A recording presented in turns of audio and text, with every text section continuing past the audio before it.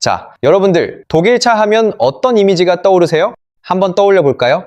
벤츠의 그 삼각별 엠블럼, BMW의 그릴, 폭스바겐 아우디의 단단한 차체, 그리고 아우토반을 시속 200km로 질주하는 그 묵직한 엔진음, 아마 딱 요 정도가 아닐까 싶은데요.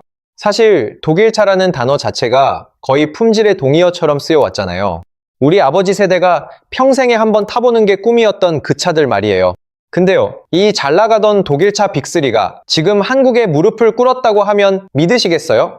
불과 30년 전만 해도 한국은 독일차한테 그냥 부품이나 납품하는 하청업체였어요. 그런데 지금은 상황이 어떻게 됐을까요? 독일 빅3 회장들이 한 명씩 인천공항에 내려서 서울로 바로 직행하는 시대가 됐어요. 벤츠 최고 경영자 올라 칼레니우스가 직접 비행기에 올랐다는 이야기가 파다하거든요. 심지어 업계에서는 이런 말까지 막 나옵니다. 한국 부품사 없으면 BMW의 미래도 아예 없다. BMW 회장이 사석에서 직접 한 말이라는데 30년 전이면 누가 이걸 믿었겠어요? 그때만 해도 한국 차는 해외에서 싸구려의 대명사였잖아요. 오늘은 독일 자동차 제국이 도대체 왜 중국을 손절하고 한국에 매달릴 수밖에 없었는지 그 이야기를 아주 쉽고 재미있게 풀어드리겠습니다. 자, 그럼 본격적으로 이야기 들어가 볼게요. 시간을 거슬러 2025년 12월에 독일 동부 드레스덴이라는 도시가 있어요. 폭스바겐의 핵심 공장이 있는 동네인데요. 이 공장이 어떤 공장이냐면 폭스바겐이 1937년 창립된 이래로 한 번도 문을 닫은 적이 없는 곳이에요. 2차 세계대전 때 폭격을 맞고도 꿋꿋하게 다시 일어섰고 동독 시절을 지나 통일 독일을 거쳐도 살아남았던 공장이에요.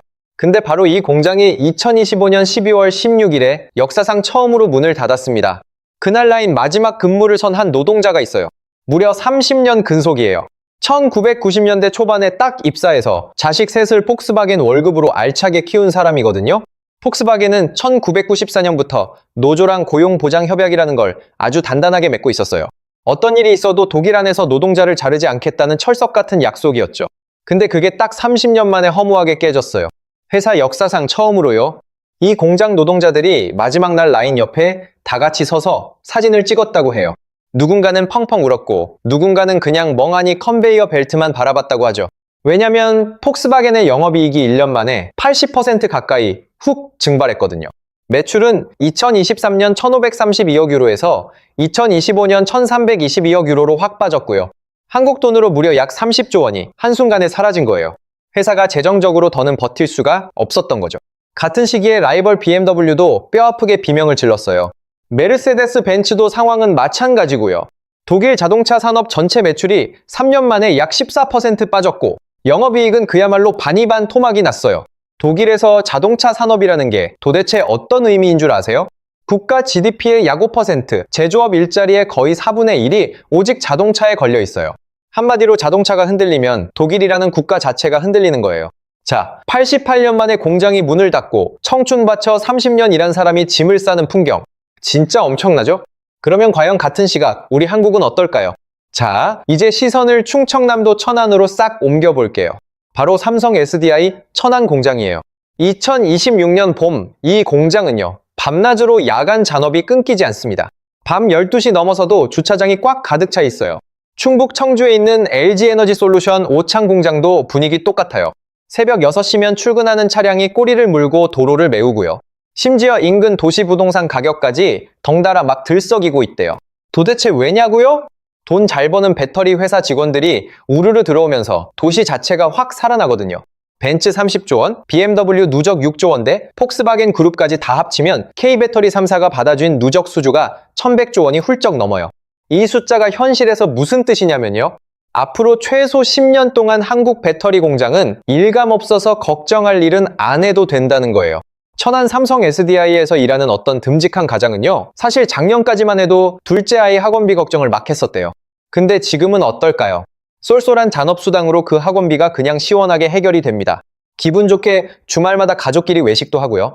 같은 시각 독일 볼프스부르크의 한 가장은 폭스바겐에서 청천벽력 같은 권고사직 통보를 받습니다. 무려 30년이나 몸 바쳐 다닌 회사예요. 게다가 독일 배터리의 마지막 희망이라던 노스볼트라는 회사도 2024년에 결국 파산했고요. 독일 안에서 직접 만들겠다던 자체 배터리 공장은 줄줄이 다 좌초됐어요. 반면 우리 한국 배터리 회사들은 미국 조지아, 헝가리 부다페스트, 폴란드 브로츠와프에 거대한 공장을 쫙쫙 깔고 있어요. 자, 여기서 진짜 충격적인 이야기가 하나 더 있어요.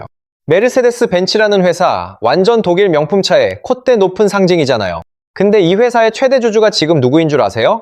놀랍게도 중국 기업 딱 두 곳입니다. 중국 베이징 자동차가 지분 약 9.98%, 또 다른 중국 회사 지리그룹이 약 9.69%를 쥐고 있어요. 이 두 개 합치면 거의 20%예요. 원래 주인이었던 독일 정부 지분도, 독일 가문 지분도 이거보다 훨씬 작아요. 우리가 알던 독일차의 정체성마저 근본부터 확 흔들린 거죠. 그리고 무엇보다 전기차의 심장, 그러니까 배터리가 더는 독일 땅에서 만들어지지 않아요. 자랑스럽게도 우리 한국에서 만들어집니다. 천안에서, 청주에서, 그리고 울산에서요. 옛날 영화 매트릭스를 보면 모피어스가 주인공 네오한테 딱 그러잖아요. 네가 지금 보는 세상은 진짜가 아니야 라고요. 우리가 평소 독일차라고 부르며 동경하던 그 고급차의 진짜 심장은 지금 한국 사람들이 열심히 만들고 있어요. 껍데기 무늬만 독일차고 진짜 속살은 한국차인 거예요. 자, 여기서 당연히 우리 머리에 떠오르는 날카로운 질문이 하나 있죠. 아니, 천하의 독일이 도대체 왜 이 지경이 됐지? 아무리 한국이 요즘 잘해도 폭스바겐이 88년 된 핵심 공장을 닫을 정도면 내부적으로 뭔가 다른 일이 있었던 거잖아요. 이런 거대한 산업 역전이 발생하는 과정은 솔직히 나라마다 조금씩 다를 거예요. 그러면 독일 자동차 빅3는 도대체 어떤 길을 걸어서 지금 여기까지 오게 된 걸까요? 자, 이제 시간을 1984년으로 훌쩍 돌려볼게요. 그해 가을, 폭스바겐이 독일 회사 최초로 중국 상하이에 거대한 합작 공장을 딱 세웁니다. 그 공장의 이름은 상하이 폭스바겐이었죠. 깐깐한 중국 정부랑 지분을 50대, 50으로 나누고 손을 잡은 거예요. 과연 그때 중국이 어떤 수준의 나라였느냐? 말 그대로 자전거의 나라였어요. 베이징 시내 출근길은 쌩쌩 달리는 자동차가 아니라 끝없는 자전거 행렬이 도로를 메웠고요. 폭스바겐 산타나라는 모델 딱 한 대를 사려면 베이징 변두리 작은 아파트 한 채 값을 통째로 내야 했어요. 그것도 돈만 내는 게 아니라 아주 길게 줄을 서서요. 그러니까 보통 사람은 평생 숨만 쉬고 돈 모아도 못 사는 차였죠. 근데 폭스바겐 입장에서는요, 중국이 그냥 끝없이 황금알을 낳는 거위였어요. 일단 공장에서 만들기만 하면 미친 듯이 팔려나가는 시장이었거든요. 이렇게 돈 긁어모으는 걸 본 BMW가 가만히 보고만 있겠어요? 1990년대 들어서자마자 BMW도 중국 화천자동차랑 합작해서 베이징에 공장을 딱 세우고요. 뒤질세라 벤츠도 베이징 벤츠라는 이름으로 화려하게 들어갑니다. 이게 장장 30년 동안 이어진 독일차 황금 시대의 기막힌 시작이에요. 폭스바겐은 한때 글로벌 전체 매출의 약 40%를 오직 중국 한 곳에서 쓸어 담았어요. 글로벌 회사 매출의 절반 가까이가 딱 한 나라에서만 나오는 거. 경영상으로 보면 이거 진짜 위험한 거잖아요. 근데 당장 떨어지는 돈이 너무 달콤하니까 그 꿀단지를 도저히 끊지를 못한 거예요. 자, 그러다가 드디어 이들에게 첫 번째 운명의 갈림길이 다가옵니다. 바로 2015년이에요. 미국 환경보호청이 폭스바겐의 치명적인 디젤 배출가스 조작을 딱 적발해요. 뉴스에 맨날 나오던 이른바 디젤게이트 사건이죠. 폭스바겐은 매연 측정할 때만 아주 살짝 기준을 통과하도록 교묘하게 소프트웨어를 조작했거든요. 전 세계가 우리가 믿었던 독일차의 장인 정신은 다 새빨간 거짓말이었나 하면서 큰 충격에 빠졌고, 폭스바겐은 벌금으로만 30조 원을 넘게 토해냈어요. 사실 냉정하게 보면 이때가 독일이 번쩍 정신을 차릴 수 있었던 마지막 기회였어요. 아, 드디어 내연기관 시대가 저물어 가는구나. 우리도 이제 빨리 전열 가다듬고 전기차로 가야겠다. 충분히 이런 똑똑한 결심을 할 수 있었거든요. 근데 고집쟁이 독일은 끝내 그러지 않았어요. 도대체 왜 바보같이 그랬을까요? 이걸 이해하려면 당시 독일 자동차 핵심 임원들이 어떤 사람들이었는지 정확히 알아야 해요. 이 사람들은 진짜 자기 평생을 오직 엔진 하나만 파고 살아온 사람들이에요. 아름다운 BMW의 직렬 6기통 엔진, 가슴 웅장해지는 벤츠의 V8 엔진, 납작한 포르쉐의 수평대양 엔진. 이 엔진들 소리에 엄청난 프라이드와 자부심을 가진 세대거든요. 그래서 그들 마음속에는 부릉거리는 엔진 없는 차는 진짜 차가 아니다라는 종교에 가까운 강한 믿음이 있었어요. 그래서 미래가 보이는데도 전기차에 본격적으로 투자를 전혀 하지 않았어요. 전기차는 아직 한참 시기상조다. 우리는 그냥 지금 있는 디젤을 더 완벽하고 깨끗하게 만들면 된다. 놀랍게도 이게 당시 잘 나가던 독일 빅3의 굳건한 입장이었죠. 근데 같은 시각 바다 건너 중국에서는 완전히 정반대의 엄청난 일이 벌어지고 있었어요. 중국 정부가 신에너지차, 그러니까 전기차랑 하이브리드의 국가 예산으로 어마어마한 보조금을 막 쏟아붓기 시작한 거예요. 국민들이 전기차 한 대 사면 정부가 수천만 원을 그냥 얹어줬거든요. 이 타이밍에 동시에 BYD라는 현지 회사가 정부 돈 받으면서 본격적으로 전기차 사업을 확 키웁니다. BYD가 도대체 과거에 어떤 회사인 줄 아세요? 1995년에 낡은 건물에서 휴대폰 배터리나 만들던 아주 작은 회사로 시작한 곳이에요. 근데 이 작은 회사가 투자의 귀재 워런 버핏의 투자를 딱 받으면서 전기차로 사업 영역을 완전히 넓힌 거죠. 꽉 막힌 독일이 엔진의 영원 타령이나 여유롭게 하는 사이에 중국은 전기차의 핵심인 배터리 기술을 밑바닥부터 차곡차곡 쌓고 있었어요. 두 나라의 그 엇갈린 시간차가 무려 10년이에요. 기술 시장에서 10년이면 굳건했던 글로벌 산업 패권이 완전히 뒤집히기에 너무나도 충분한 시간이거든요.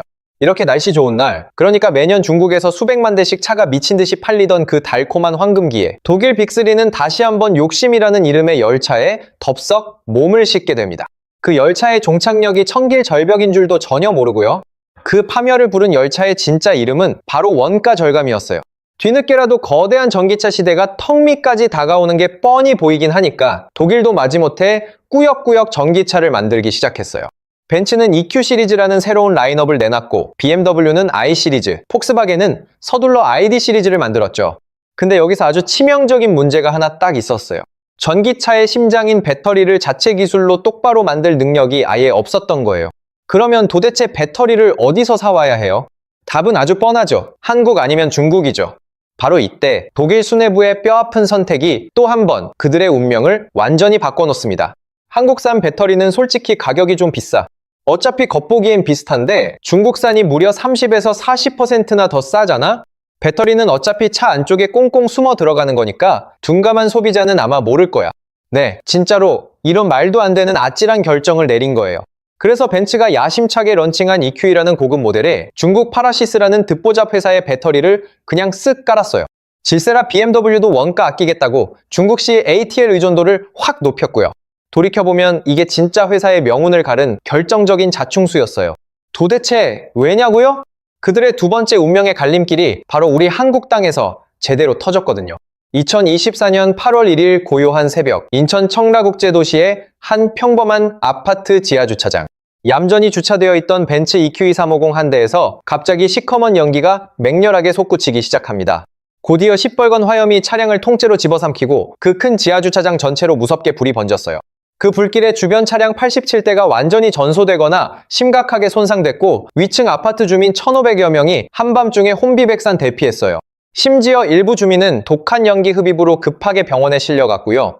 처음 당일에는 그냥 흔한 전기차 화재 사고 정도로 가볍게 알려졌어요. 근데 정밀 조사가 계속 진행되면서 진짜 충격적인 진실들이 하나둘 밖으로 드러나기 시작합니다. 불탄이 비싼 차에 들어간 핵심 배터리가 바로 문제의 중국 파라시스 제품이었고요. 훨씬 더 충격적인 건 천하의 벤츠가 이 배터리에 화재 위험이 있다는 걸 사전에 이미 뻔히 알고 있었다는 거예요. 심지어 글로벌 시장에서 이 문제로 리콜까지 실제로 진행됐던 위험한 배터리거든요. 그런데 한국 소비자들한테는 얄밉게 그 사실을 철저히 숨기고 버젓이 팔았어요. 한국공정거래위원회가 이 괘씸한 짓을 딱 적발해서 벤츠한테 과징금 112억 원을 무겁게 때렸어요. 이게 그냥 흔한 과징금 사건이 아니라 순식간에 글로벌 뉴스를 빵빵 강타한 엄청난 사건이 됐죠. 비싼 프리미엄 독일차의 진짜 속살이 알고 보니 헐값의 중국산 저가 배터리라는 치부가 만천하에 다 드러난 거예요. 분노한 차주들은 곧바로 대규모 집단 소송에 들어갔고 그 비싼 벤츠 EQ 시리즈의 중고차 가격이 하루아침에 반토막으로 폭락했어요. 그리고 이 엄청난 사건은요, 그냥 한국이라는 나라 안에서만 조용히 안 끝났어요. 깜짝 놀란 유럽 소비자들도 내 차에 들어간 배터리가 도대체 어디 거지 하면서 매장에다 불안하게 막 물어보기 시작했거든요. 싸구려 중국산 배터리에 대한 깊은 불신이 전 세계적으로 아주 글로벌하게 쫙 퍼진 거예요. 게다가 엎친 데 덮친 격으로 같은 시기에 생명줄이던 중국 현지 시장 자체가 와르르 무너지기 시작했어요. 시진핑 정부가 딱 들어서면서부터 자국 제품 우대하는 애국 소비 분위기가 엄청 강해졌거든요. 이제 중국 젊은 세대는 더 이상 비싼 돈 주고 벤츠나 BMW를 우러러보며 동경하지 않아요. 오히려 나는 우리 BYD 탄다, 힙하게 니오 탄다, 이렇게 말하는 게 완전 자랑이 되는 분위기가 딱 정착된 거예요. S&P 글로벌 모빌리티 자료를 딱 보면요. 2021년부터 2025년 사이에 콧대 높던 독일차의 중국 판매량이 무려 약 25%나 무섭게 급감했어요. 그래서 결국 이 이야기의 끝이 어떻게 되냐. 2025년 12월에 폭스바겐이 88년 만에 굴욕적으로 처음 독일 본토 공장 문을 영원히 닫는 거죠. 그리고 2026년 4월 다급해진 벤츠 회장이 한국행 비행기에 몸을 싣고 날아와서 30조 원짜리 거대 계약서에 도장을 찍는 거예요. 여러분, 이건 절대 하루아침에 한 방에 일어난 마법 같은 일이 아니에요. 1984년 상하이 공장 진출부터 조용히 시작해서 2015년 오만했던 디젤 게이트의 자만, 2020년대 초반 얄팍한 중국산 배터리 선택, 그리고 2024년 끔찍했던 청라 화재까지 장장 40년에 걸친 크고 작은 선택들의 누적이 결국 묵직하게 만들어낸 필연적인 결과예요. 그래서 바로 지금 거대한 독일 자동차 제국이 한국 앞에 쓸쓸히 무릎을 꿇은 겁니다. 자, 여기서 우리 흥분 가라앉히고 생각해 볼 게 있어요. 그럼 전 세계의 모든 자동차 회사가 다 독일처럼 이렇게 망했을까요? 당연히 아닙니다. 이 혼란스러운 와중에도 아주 멀쩡하게 돈 잘 버는 회사들이 있었거든요. 잠깐 고개 돌려서 바다 건너 일본 도요타의 경우를 한번 싹 살펴볼게요. 도요타는요, 완전히 같은 시기에 정말 소름 돋게 정반대의 선택을 한 회사예요.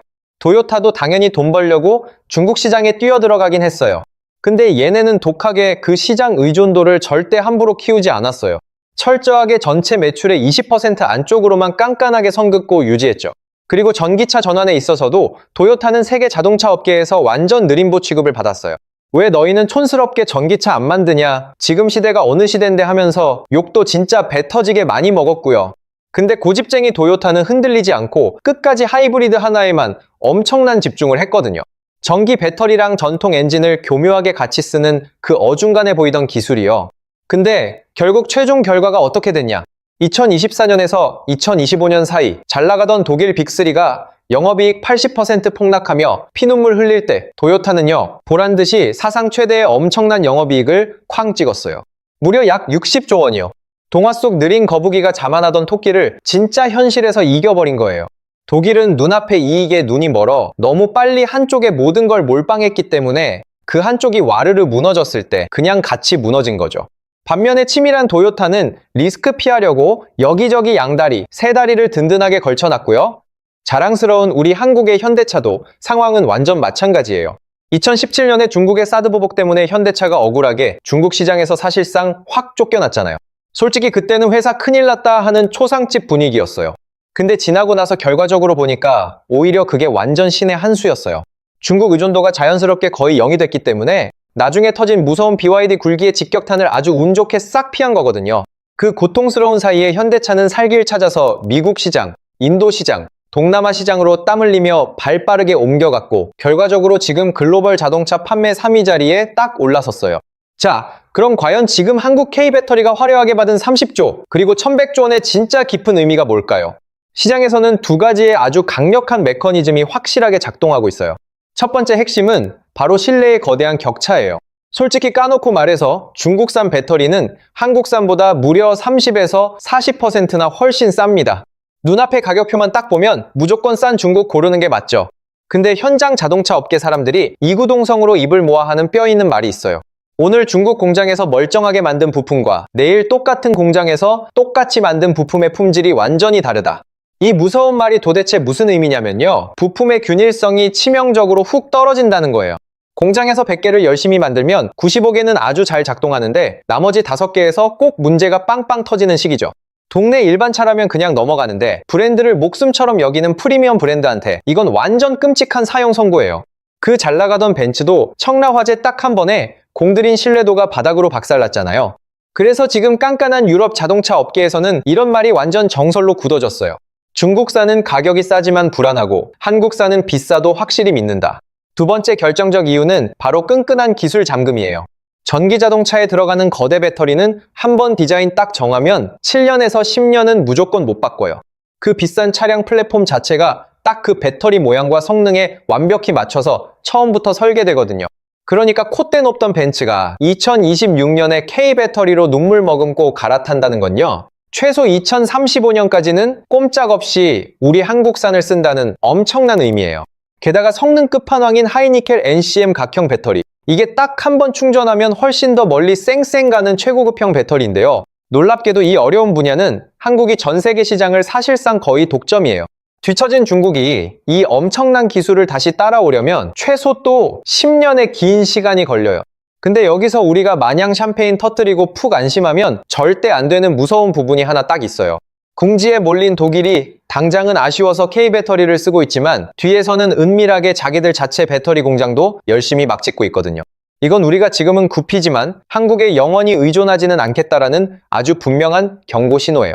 다급해진 폭스바겐은 천문학적 돈 들여 파워코라는 자체 배터리 회사를 서둘러 만들었고요. 벤츠도 질세라 ACC라는 글로벌 배터리 합작사에 거액을 투자하고 있어요. 그리고 가격 무기로 내세운 중국의 CATL, BYD가 LFP라는 완전히 다른 저렴한 종류의 배터리로 턱 밑까지 우리 한국을 맹렬하게 추격하고 있고요. 그러니까 앞으로 우리 한국이 자랑스러운 1등 자리를 계속 유지하려면 지금 이 엄청난 30조 계약 하나 받았다고 배부르게 자만할 시간이 1초도 없는 거예요. 잘 나가던 도요타나 망해가는 독일이 뼈저리게 보여줬듯이 현실에 안주하는 그 순간 그걸로 진짜 끝이거든요. 자, 오늘 길게 나눈 이야기를 아주 깔끔하게 딱 한 줄로 정리하면 이래요. 콧대 높던 독일 빅3가 다급하게 한국에 살려달라 SOS를 친 건 철저한 계산이 깔린 선택이 전혀 아니었어요. 지난 30년간 달콤한 중국의 모든 걸 걸었다가 황금알 났던 그 거위한테 손가락 꽉 물린 참담한 결과로 어쩔 수 없이 도망쳐 도착한 곳이 바로 한국이었던 거예요. 순수하게 한국이 압도적으로 잘해서가 아니라 오만한 독일이 길 잃고 헤매다 우리한테 떠밀려 굴러 들어온 기회. 냉정하게 팩트만 보면 이게 진짜 진실에 훨씬 더 가까워요. 물론 업계 전문가들 사이에서는 완전히 결이 다른 시각도 존재해요. 아무리 그래도 뼈대 있는 독일이 그렇게 허무하게 쉽게 무너질 회사가 절대 아니다라는 거죠. 생각해보면 폭스바겐은 험난한 88년을 꿋꿋하게 버틴 회사고 BMW는 심지어 역사가 100년이 훌쩍 넘었어요.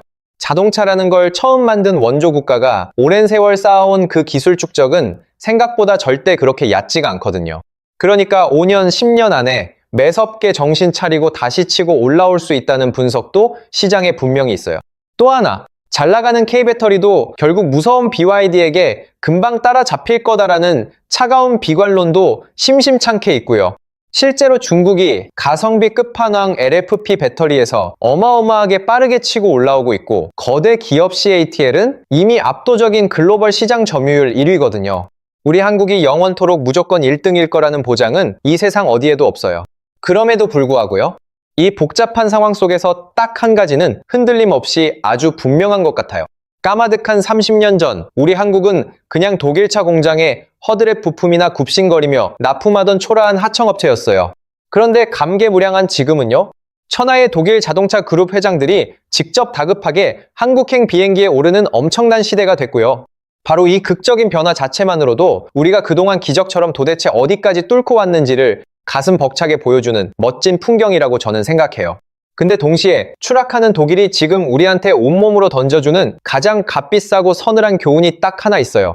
내가 영원한 1등인 줄 알고 자만했던 그 순간 진짜 끔찍한 추락은 이미 조용히 시작되어 있다. 네, 바로 이거예요.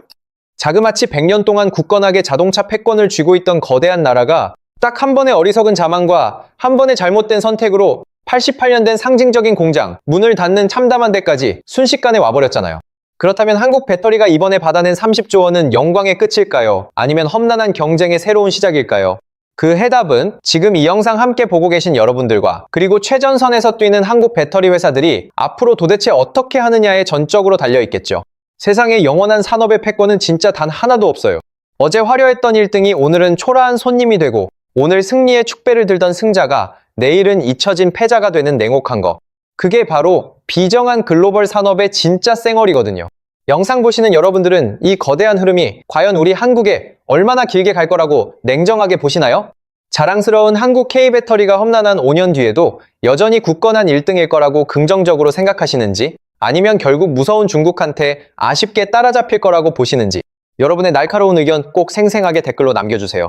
긴 시간 끝까지 흥미롭게 시청해주신 분들 계시다면 잊지 마시고 좋아요 한 번씩 꼭꼭 눌러주시고요. 아직 구독 안 하신 분들은 채널 구독과 알림 설정까지 야무지게 해주시면 다음 영상 더 알차게 만드는데 진짜 큰 힘이 됩니다. 자, 제가 준비한 오늘 영상은 여기까지고요. 다음 영상에서 더 재밌는 이야기로 또 만나요. 자, 여러분들 독일차 하면 어떤 이미지가 떠오르세요? 한번 떠올려 볼까요? 벤츠의 그 삼각별 엠블럼, BMW의 그릴, 폭스바겐 아우디의 단단한 차체, 그리고 아우토반을 시속 200km로 질주하는 그 묵직한 엔진음. 아마 딱 요 정도가 아닐까 싶은데요. 사실 독일차라는 단어 자체가 거의 품질의 동의어처럼 쓰여왔잖아요. 우리 아버지 세대가 평생에 한번 타보는 게 꿈이었던 그 차들 말이에요. 근데요, 이 잘 나가던 독일차 빅3가 지금 한국에 무릎을 꿇었다고 하면 믿으시겠어요? 불과 30년 전만 해도 한국은 독일차한테 그냥 부품이나 납품하는 하청업체였어요. 그런데 지금은 상황이 어떻게 됐을까요? 독일 빅3 회장들이 한 명씩 인천공항에 내려서 서울로 바로 직행하는 시대가 됐어요. 벤츠 최고 경영자 올라 칼레니우스가 직접 비행기에 올랐다는 이야기가 파다하거든요. 심지어 업계에서는 이런 말까지 막 나옵니다. 한국 부품사 없으면 BMW의 미래도 아예 없다.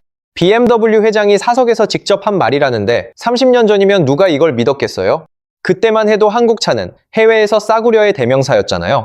오늘은 독일 자동차 제국이 도대체 왜 중국을 손절하고 한국에 매달릴 수밖에 없었는지 그 이야기를 아주 쉽고 재미있게 풀어드리겠습니다. 자, 그럼 본격적으로 이야기 들어가 볼게요.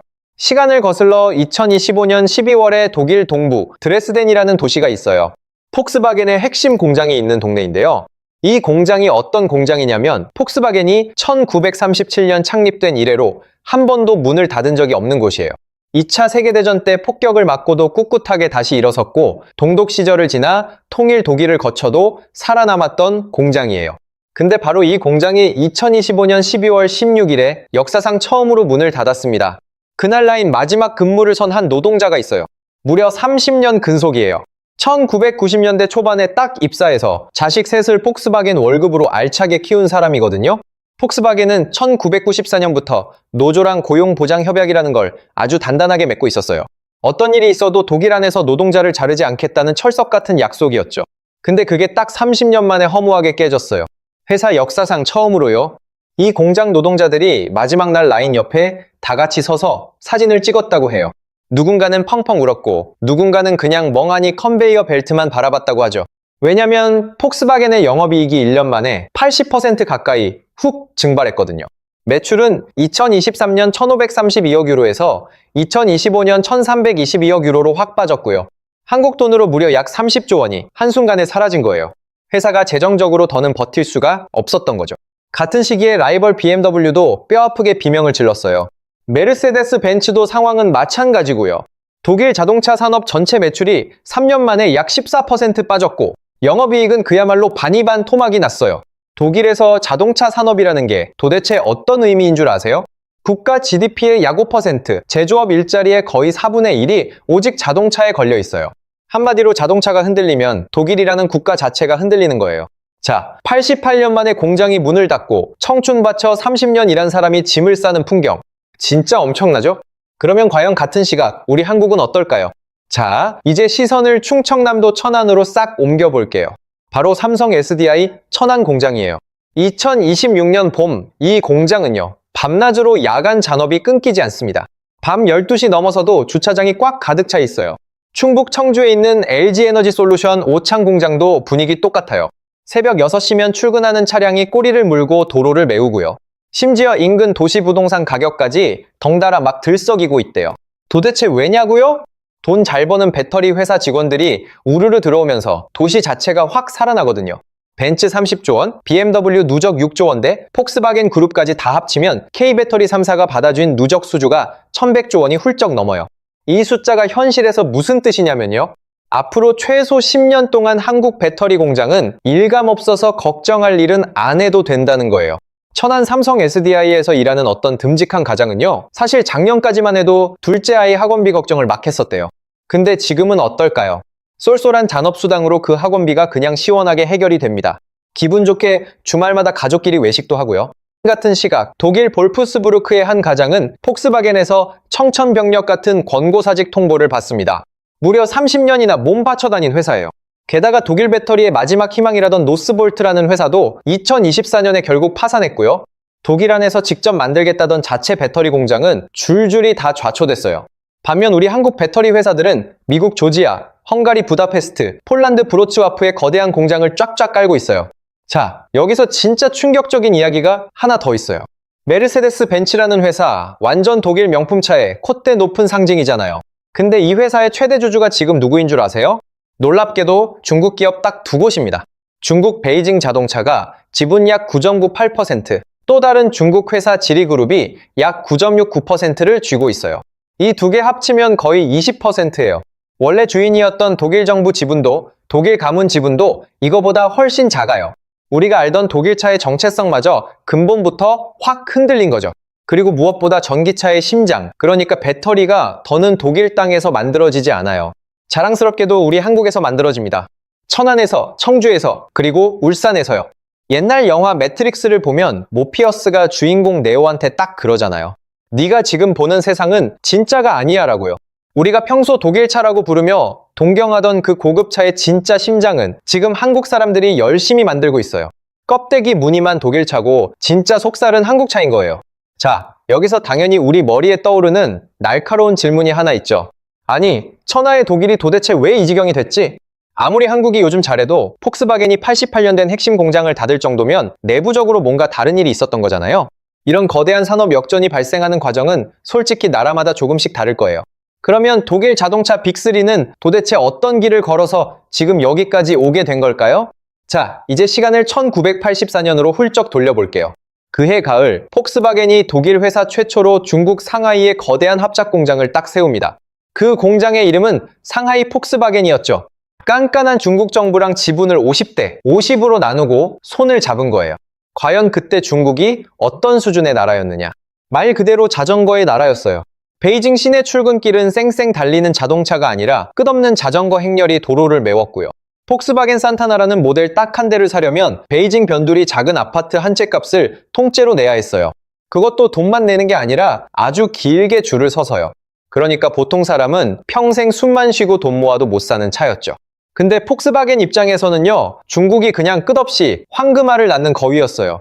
일단 공장에서 만들기만 하면 미친 듯이 팔려나가는 시장이었거든요. 이렇게 돈 긁어모으는 걸 본 BMW가 가만히 보고만 있겠어요? 1990년대 들어서자마자 BMW도 중국 화천자동차랑 합작해서 베이징에 공장을 딱 세우고요. 뒤질세라 벤츠도 베이징 벤츠라는 이름으로 화려하게 들어갑니다. 이게 장장 30년 동안 이어진 독일차 황금 시대의 기막힌 시작이에요. 폭스바겐은 한때 글로벌 전체 매출의 약 40%를 오직 중국 한 곳에서 쓸어 담았어요.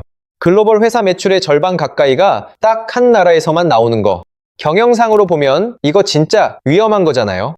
근데 당장 떨어지는 돈이 너무 달콤하니까 그 꿀단지를 도저히 끊지를 못한 거예요. 자, 그러다가 드디어 이들에게 첫 번째 운명의 갈림길이 다가옵니다. 바로 2015년이에요. 미국 환경보호청이 폭스바겐의 치명적인 디젤 배출가스 조작을 딱 적발해요. 뉴스에 맨날 나오던 이른바 디젤게이트 사건이죠. 폭스바겐은 매연 측정할 때만 아주 살짝 기준을 통과하도록 교묘하게 소프트웨어를 조작했거든요. 전 세계가 우리가 믿었던 독일차의 장인 정신은 다 새빨간 거짓말이었나 하면서 큰 충격에 빠졌고, 폭스바겐은 벌금으로만 30조 원을 넘게 토해냈어요. 사실 냉정하게 보면 이때가 독일이 번쩍 정신을 차릴 수 있었던 마지막 기회였어요. 아, 드디어 내연기관 시대가 저물어 가는구나. 우리도 이제 빨리 전열 가다듬고 전기차로 가야겠다. 충분히 이런 똑똑한 결심을 할 수 있었거든요. 근데 고집쟁이 독일은 끝내 그러지 않았어요. 도대체 왜 바보같이 그랬을까요? 이걸 이해하려면 당시 독일 자동차 핵심 임원들이 어떤 사람들이었는지 정확히 알아야 해요. 이 사람들은 진짜 자기 평생을 오직 엔진 하나만 파고 살아온 사람들이에요. 아름다운 BMW의 직렬 6기통 엔진, 가슴 웅장해지는 벤츠의 V8 엔진, 납작한 포르쉐의 수평대양 엔진. 이 엔진들 소리에 엄청난 프라이드와 자부심을 가진 세대거든요. 그래서 그들 마음속에는 부릉거리는 엔진 없는 차는 진짜 차가 아니다라는 종교에 가까운 강한 믿음이 있었어요. 그래서 미래가 보이는데도 전기차에 본격적으로 투자를 전혀 하지 않았어요. 전기차는 아직 한참 시기상조다. 우리는 그냥 지금 있는 디젤을 더 완벽하고 깨끗하게 만들면 된다. 놀랍게도 이게 당시 잘 나가던 독일 빅3의 굳건한 입장이었죠. 근데 같은 시각 바다 건너 중국에서는 완전히 정반대의 엄청난 일이 벌어지고 있었어요. 중국 정부가 신에너지차, 그러니까 전기차랑 하이브리드의 국가 예산으로 어마어마한 보조금을 막 쏟아붓기 시작한 거예요. 국민들이 전기차 한 대 사면 정부가 수천만 원을 그냥 얹어줬거든요. 이 타이밍에 동시에 BYD라는 현지 회사가 정부 돈 받으면서 본격적으로 전기차 사업을 확 키웁니다. BYD가 도대체 과거에 어떤 회사인 줄 아세요? 1995년에 낡은 건물에서 휴대폰 배터리나 만들던 아주 작은 회사로 시작한 곳이에요. 근데 이 작은 회사가 투자의 귀재 워런 버핏의 투자를 딱 받으면서 전기차로 사업 영역을 완전히 넓힌 거죠. 꽉 막힌 독일이 엔진의 영원 타령이나 여유롭게 하는 사이에 중국은 전기차의 핵심인 배터리 기술을 밑바닥부터 차곡차곡 쌓고 있었어요. 두 나라의 그 엇갈린 시간차가 무려 10년이에요. 기술 시장에서 10년이면 굳건했던 글로벌 산업 패권이 완전히 뒤집히기에 너무나도 충분한 시간이거든요. 이렇게 날씨 좋은 날, 그러니까 매년 중국에서 수백만 대씩 차가 미친 듯이 팔리던 그 달콤한 황금기에 독일 빅3는 다시 한번 욕심이라는 이름의 열차에 덥석 몸을 싣게 됩니다. 그 열차의 종착역이 청길 절벽인 줄도 전혀 모르고요. 그 파멸을 부른 열차의 진짜 이름은 바로 원가 절감이었어요. 뒤늦게라도 거대한 전기차 시대가 턱 밑까지 다가오는 게 뻔히 보이긴 하니까 독일도 마지못해 꾸역꾸역 전기차를 만들기 시작했어요. 벤츠는 EQ 시리즈라는 새로운 라인업을 내놨고 BMW는 I 시리즈, 폭스바겐은 서둘러 ID 시리즈를 만들었죠. 근데 여기서 아주 치명적인 문제가 하나 딱 있었어요. 전기차의 심장인 배터리를 자체 기술로 똑바로 만들 능력이 아예 없었던 거예요. 그러면 도대체 배터리를 어디서 사와야 해요? 답은 아주 뻔하죠. 한국 아니면 중국이죠. 바로 이때 독일 수뇌부의 뼈아픈 선택이 또 한 번 그들의 운명을 완전히 바꿔놓습니다. 한국산 배터리는 솔직히 가격이 좀 비싸. 어차피 겉보기엔 비슷한데 중국산이 무려 30에서 40%나 더 싸잖아? 배터리는 어차피 차 안쪽에 꽁꽁 숨어 들어가는 거니까 둔감한 소비자는 아마 모를 거야. 네, 진짜로 이런 말도 안 되는 아찔한 결정을 내린 거예요. 그래서 벤츠가 야심차게 런칭한 EQ이라는 고급 모델에 중국 파라시스라는 듣보잡 회사의 배터리를 그냥 쓱 깔았어요. 질세라 BMW도 원가 아끼겠다고 중국식 ATL 의존도를 확 높였고요. 돌이켜보면 이게 진짜 회사의 명운을 가른 결정적인 자충수였어요. 도대체 왜냐고요? 그들의 두 번째 운명의 갈림길이 바로 우리 한국 땅에서 제대로 터졌거든요. 2024년 8월 1일 고요한 새벽, 인천 청라국제도시의 한 평범한 아파트 지하주차장. 얌전히 주차되어 있던 벤츠 EQ2350 한 대에서 갑자기 시커먼 연기가 맹렬하게 솟구치기 시작합니다. 곧이어 시뻘건 화염이 차량을 통째로 집어삼키고 그 큰 지하주차장 전체로 무섭게 불이 번졌어요. 그 불길에 주변 차량 87대가 완전히 전소되거나 심각하게 손상됐고 위층 아파트 주민 1,500여 명이 한밤중에 혼비백산 대피했어요. 심지어 일부 주민은 독한 연기 흡입으로 급하게 병원에 실려갔고요. 처음 당일에는 그냥 흔한 전기차 화재 사고 정도로 가볍게 알려졌어요. 근데 정밀 조사가 계속 진행되면서 진짜 충격적인 진실들이 하나둘 밖으로 드러나기 시작합니다.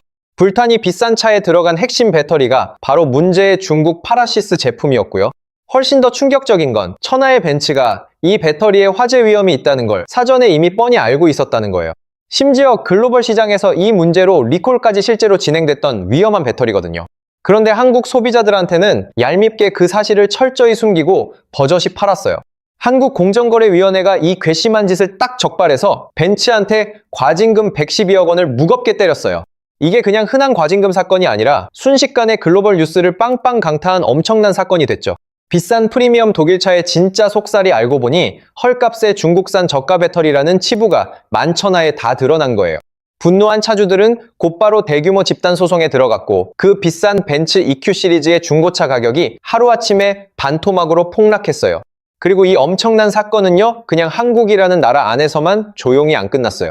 깜짝 놀란 유럽 소비자들도 내 차에 들어간 배터리가 도대체 어디 거지 하면서 매장에다 불안하게 막 물어보기 시작했거든요. 싸구려 중국산 배터리에 대한 깊은 불신이 전 세계적으로 아주 글로벌하게 쫙 퍼진 거예요. 게다가 엎친 데 덮친 격으로 같은 시기에 생명줄이던 중국 현지 시장 자체가 와르르 무너지기 시작했어요. 시진핑 정부가 딱 들어서면서부터 자국 제품 우대하는 애국 소비 분위기가 엄청 강해졌거든요. 이제 중국 젊은 세대는 더 이상 비싼 돈 주고 벤츠나 BMW를 우러러보며 동경하지 않아요. 오히려 나는 우리 BYD 탄다, 힙하게 니오 탄다, 이렇게 말하는 게 완전 자랑이 되는 분위기가 딱 정착된 거예요. S&P 글로벌 모빌리티 자료를 딱 보면요. 2021년부터 2025년 사이에 콧대 높던 독일차의 중국 판매량이 무려 약 25%나 무섭게 급감했어요. 그래서 결국 이 이야기의 끝이 어떻게 되냐. 2025년 12월에 폭스바겐이 88년 만에 굴욕적으로 처음 독일 본토 공장 문을 영원히 닫는 거죠. 그리고 2026년 4월 다급해진 벤츠 회장이 한국행 비행기에 몸을 싣고 날아와서 30조 원짜리 거대 계약서에 도장을 찍는 거예요. 여러분, 이건 절대 하루아침에 한 방에 일어난 마법 같은 일이 아니에요. 1984년 상하이 공장 진출부터 조용히 시작해서 2015년 오만했던 디젤 게이트의 자만, 2020년대 초반 얄팍한 중국산 배터리 선택, 그리고 2024년 끔찍했던 청라 화재까지 장장 40년에 걸친 크고 작은 선택들의 누적이 결국 묵직하게 만들어낸 필연적인 결과예요. 그래서 바로 지금 거대한 독일 자동차 제국이 한국 앞에 쓸쓸히 무릎을 꿇은 겁니다. 자, 여기서 우리 흥분 가라앉히고 생각해 볼 게 있어요. 그럼 전 세계의 모든 자동차 회사가 다 독일처럼 이렇게 망했을까요? 당연히 아닙니다. 이 혼란스러운 와중에도 아주 멀쩡하게 돈 잘 버는 회사들이 있었거든요. 잠깐 고개 돌려서 바다 건너 일본 도요타의 경우를 한번 싹 살펴볼게요. 도요타는요, 완전히 같은 시기에 정말 소름 돋게 정반대의 선택을 한 회사예요. 도요타도 당연히 돈 벌려고 중국 시장에 뛰어들어가긴 했어요. 근데 얘네는 독하게 그 시장 의존도를 절대 함부로 키우지 않았어요. 철저하게 전체 매출의 20% 안쪽으로만 깐깐하게 선 긋고 유지했죠. 그리고 전기차 전환에 있어서도 도요타는 세계 자동차 업계에서 완전 느림보 취급을 받았어요. 왜 너희는 촌스럽게 전기차 안 만드냐? 지금 시대가 어느 시대인데 하면서 욕도 진짜 배 터지게 많이 먹었고요. 근데 고집쟁이 도요타는 흔들리지 않고 끝까지 하이브리드 하나에만 엄청난 집중을 했거든요. 전기 배터리랑 전통 엔진을 교묘하게 같이 쓰는 그 어중간해 보이던 기술이요. 근데 결국 최종 결과가 어떻게 됐냐? 2024년에서 2025년 사이 잘 나가던 독일 빅3가 영업이익 80% 폭락하며 피눈물 흘릴 때 도요타는요, 보란듯이 사상 최대의 엄청난 영업이익을 쾅 찍었어요. 무려 약 60조 원이요. 동화 속 느린 거북이가 자만하던 토끼를 진짜 현실에서 이겨버린 거예요. 독일은 눈앞의 이익에 눈이 멀어 너무 빨리 한쪽에 모든 걸 몰빵했기 때문에 그 한쪽이 와르르 무너졌을 때 그냥 같이 무너진 거죠. 반면에 치밀한 도요타는 리스크 피하려고 여기저기 양다리, 세 다리를 든든하게 걸쳐놨고요. 자랑스러운 우리 한국의 현대차도 상황은 완전 마찬가지예요. 2017년에 중국의 사드 보복 때문에 현대차가 억울하게 중국 시장에서 사실상 확 쫓겨났잖아요. 솔직히 그때는 회사 큰일 났다 하는 초상집 분위기였어요. 근데 지나고 나서 결과적으로 보니까 오히려 그게 완전 신의 한 수였어요. 중국 의존도가 자연스럽게 거의 0이 됐기 때문에 나중에 터진 무서운 BYD 굴기의 직격탄을 아주 운 좋게 싹 피한 거거든요. 그 고통스러운 사이에 현대차는 살 길 찾아서 미국 시장, 인도 시장, 동남아 시장으로 땀 흘리며 발 빠르게 옮겨갔고 결과적으로 지금 글로벌 자동차 판매 3위 자리에 딱 올라섰어요. 자, 그럼 과연 지금 한국 K배터리가 화려하게 받은 30조 그리고 1100조 원의 진짜 깊은 의미가 뭘까요? 시장에서는 두 가지의 아주 강력한 메커니즘이 확실하게 작동하고 있어요. 첫 번째 핵심은 바로 신뢰의 거대한 격차예요. 솔직히 까놓고 말해서 중국산 배터리는 한국산보다 무려 30에서 40%나 훨씬 쌉니다. 눈앞에 가격표만 딱 보면 무조건 싼 중국 고르는 게 맞죠. 근데 현장 자동차 업계 사람들이 이구동성으로 입을 모아 하는 뼈 있는 말이 있어요. 오늘 중국 공장에서 멀쩡하게 만든 부품과 내일 똑같은 공장에서 똑같이 만든 부품의 품질이 완전히 다르다.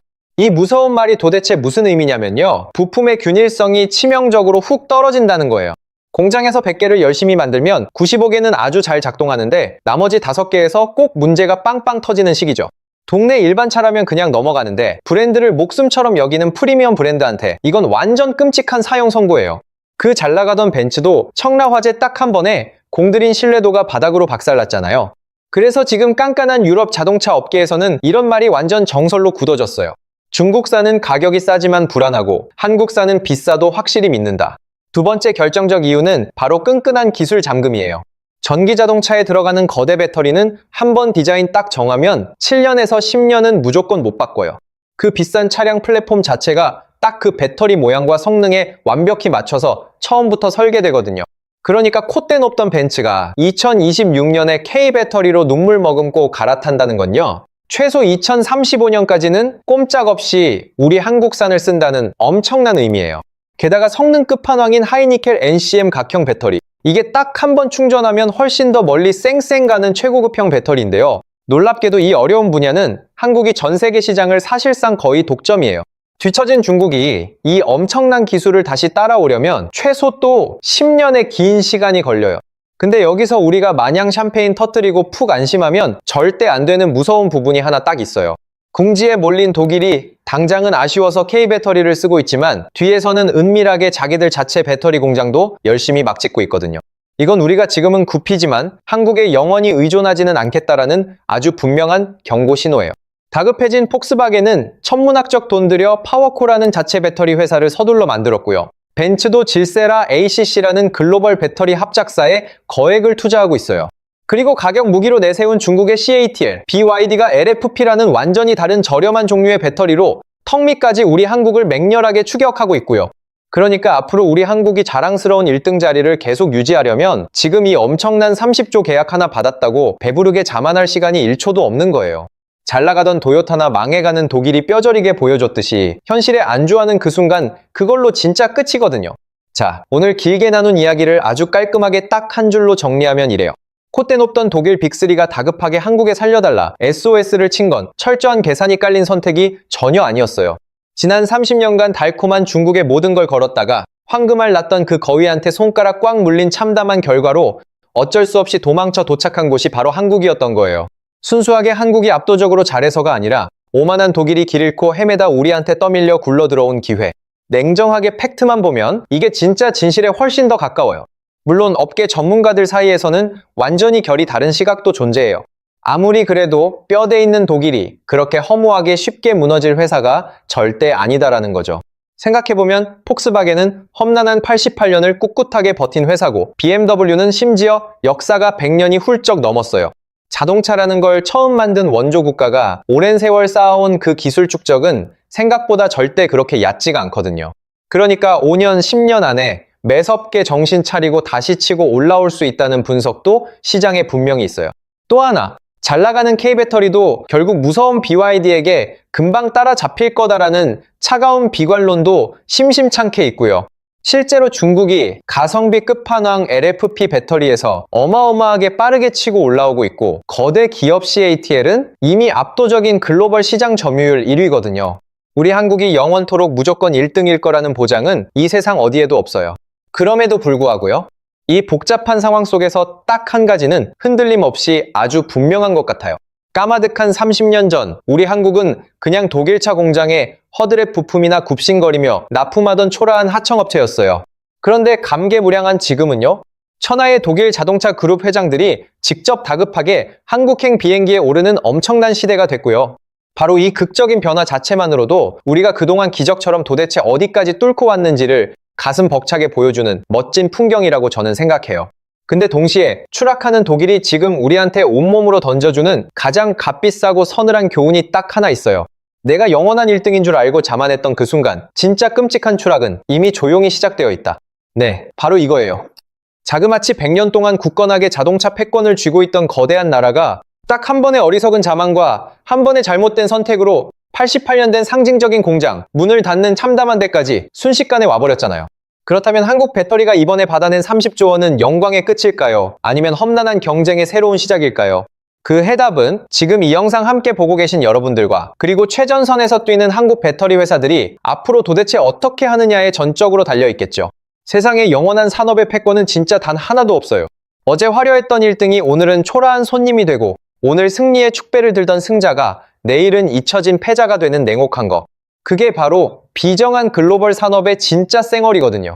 영상 보시는 여러분들은 이 거대한 흐름이 과연 우리 한국에 얼마나 길게 갈 거라고 냉정하게 보시나요? 자랑스러운 한국 K배터리가 험난한 5년 뒤에도 여전히 굳건한 1등일 거라고 긍정적으로 생각하시는지 아니면 결국 무서운 중국한테 아쉽게 따라잡힐 거라고 보시는지 여러분의 날카로운 의견 꼭 생생하게 댓글로 남겨주세요. 긴 시간 끝까지 흥미롭게 시청해주신 분들 계시다면 잊지 마시고 좋아요 한 번씩 꼭꼭 눌러주시고요. 아직 구독 안 하신 분들은 채널 구독과 알림 설정까지 야무지게 해주시면 다음 영상 더 알차게 만드는데 진짜 큰 힘이 됩니다. 자, 제가 준비한 오늘 영상은 여기까지고요. 다음 영상에서 더 재밌는 이야기로 또 만나요. 자, 여러분들 독일차 하면 어떤 이미지가 떠오르세요? 한번 떠올려 볼까요? 벤츠의 그 삼각별 엠블럼, BMW의 그릴, 폭스바겐 아우디의 단단한 차체, 그리고 아우토반을 시속 200km로 질주하는 그 묵직한 엔진음. 아마 딱 요 정도가 아닐까 싶은데요. 사실 독일차라는 단어 자체가 거의 품질의 동의어처럼 쓰여왔잖아요. 우리 아버지 세대가 평생에 한번 타보는 게 꿈이었던 그 차들 말이에요. 근데요, 이 잘나가던 독일차 빅3가 지금 한국에 무릎을 꿇었다고 하면 믿으시겠어요? 불과 30년 전만 해도 한국은 독일차한테 그냥 부품이나 납품하는 하청업체였어요. 그런데 지금은 상황이 어떻게 됐을까요? 독일 빅3 회장들이 한 명씩 인천공항에 내려서 서울로 바로 직행하는 시대가 됐어요. 벤츠 최고 경영자 올라 칼레니우스가 직접 비행기에 올랐다는 이야기가 파다하거든요. 심지어 업계에서는 이런 말까지 막 나옵니다. 한국 부품사 없으면 BMW의 미래도 아예 없다. BMW 회장이 사석에서 직접 한 말이라는데 30년 전이면 누가 이걸 믿었겠어요? 그때만 해도 한국 차는 해외에서 싸구려의 대명사였잖아요. 오늘은 독일 자동차 제국이 도대체 왜 중국을 손절하고 한국에 매달릴 수밖에 없었는지 그 이야기를 아주 쉽고 재미있게 풀어드리겠습니다. 자, 그럼 본격적으로 이야기 들어가 볼게요.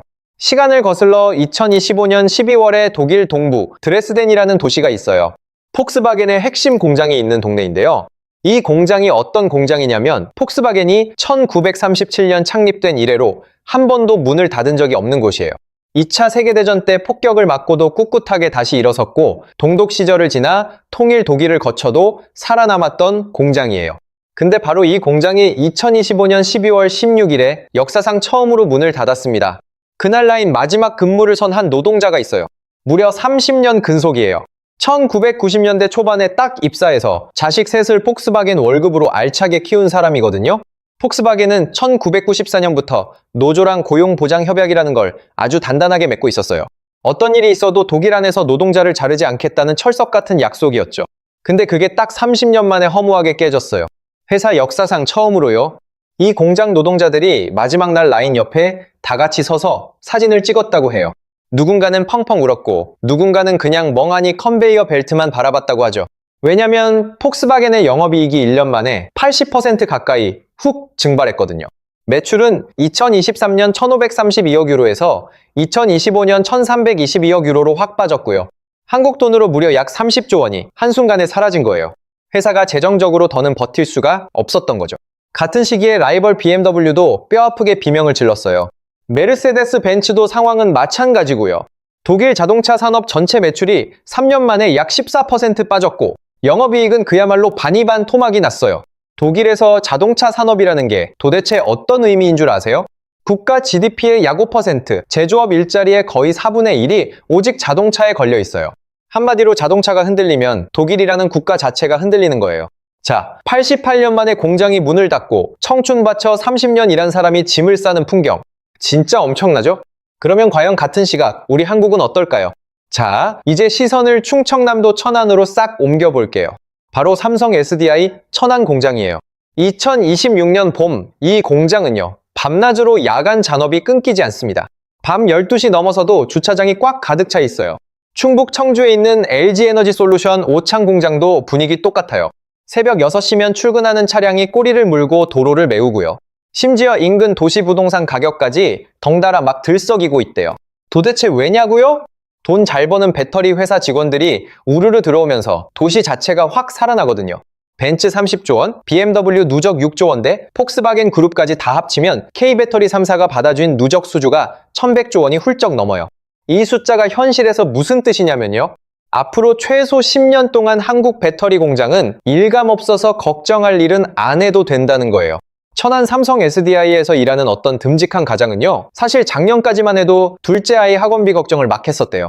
근데 지금은 어떨까요? 쏠쏠한 잔업수당으로 그 학원비가 그냥 시원하게 해결이 됩니다.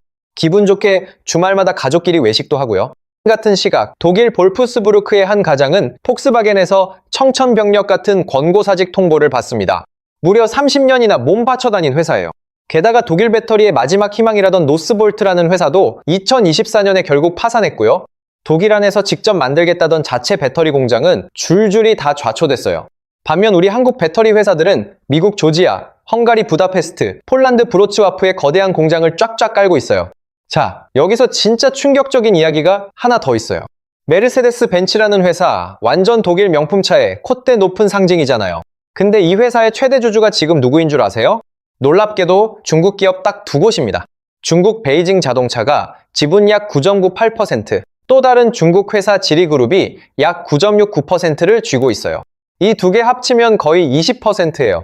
원래 주인이었던 독일 정부 지분도, 독일 가문 지분도 이거보다 훨씬 작아요.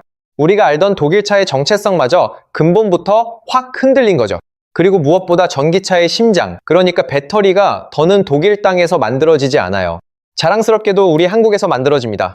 천안에서, 청주에서, 그리고 울산에서요. 옛날 영화 매트릭스를 보면 모피어스가 주인공 네오한테 딱 그러잖아요. 네가 지금 보는 세상은 진짜가 아니야 라고요. 우리가 평소 독일차라고 부르며 동경하던 그 고급차의 진짜 심장은 지금 한국 사람들이 열심히 만들고 있어요. 껍데기 무늬만 독일차고 진짜 속살은 한국차인 거예요. 자, 여기서 당연히 우리 머리에 떠오르는 날카로운 질문이 하나 있죠. 아니, 천하의 독일이 도대체 왜 이 지경이 됐지? 아무리 한국이 요즘 잘해도 폭스바겐이 88년 된 핵심 공장을 닫을 정도면 내부적으로 뭔가 다른 일이 있었던 거잖아요. 이런 거대한 산업 역전이 발생하는 과정은 솔직히 나라마다 조금씩 다를 거예요. 그러면 독일 자동차 빅3는 도대체 어떤 길을 걸어서 지금 여기까지 오게 된 걸까요? 자, 이제 시간을 1984년으로 훌쩍 돌려볼게요.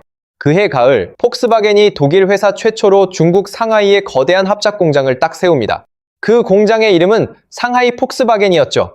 깐깐한 중국 정부랑 지분을 50대 50으로 나누고 손을 잡은 거예요. 과연 그때 중국이 어떤 수준의 나라였느냐? 말 그대로 자전거의 나라였어요. 베이징 시내 출근길은 쌩쌩 달리는 자동차가 아니라 끝없는 자전거 행렬이 도로를 메웠고요. 폭스바겐 산타나라는 모델 딱 한 대를 사려면 베이징 변두리 작은 아파트 한 채 값을 통째로 내야 했어요. 그것도 돈만 내는 게 아니라 아주 길게 줄을 서서요. 그러니까 보통 사람은 평생 숨만 쉬고 돈 모아도 못 사는 차였죠. 근데 폭스바겐 입장에서는요, 중국이 그냥 끝없이 황금알을 낳는 거위였어요. 일단 공장에서 만들기만 하면 미친 듯이 팔려나가는 시장이었거든요. 이렇게 돈 긁어모으는 걸 본 BMW가 가만히 보고만 있겠어요? 1990년대 들어서자마자 BMW도 중국 화천자동차랑 합작해서 베이징에 공장을 딱 세우고요. 뒤질세라 벤츠도 베이징 벤츠라는 이름으로 화려하게 들어갑니다. 이게 장장 30년 동안 이어진 독일차 황금 시대의 기막힌 시작이에요. 폭스바겐은 한때 글로벌 전체 매출의 약 40%를 오직 중국 한 곳에서 쓸어 담았어요. 글로벌 회사 매출의 절반 가까이가 딱 한 나라에서만 나오는 거. 경영상으로 보면 이거 진짜 위험한 거잖아요. 근데 당장 떨어지는 돈이 너무 달콤하니까 그 꿀단지를 도저히 끊지를 못한 거예요. 자, 그러다가 드디어 이들에게 첫 번째 운명의 갈림길이 다가옵니다. 바로 2015년이에요.